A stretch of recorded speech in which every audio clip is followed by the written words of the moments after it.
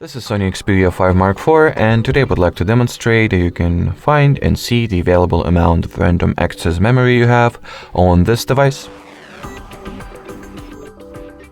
So, first step is to activate the developer options, or make them visible at least, which you can do by launching settings, then enter the About Phone category, and vigorously tap at the build number field over here a few times until you'll get the "You are now a developer" message. Then re-enter the other category, that is system, open the developer options page, and at the memory field you'll be able to see how much random access memory you have over here in general, that is 7.4 in my case, and how much of it is averagely in use. That is on my device at this particular moment this average is 4.8. Alrighty, so that will be it for this video. Thanks for watching, thanks for your attention, and bye bye.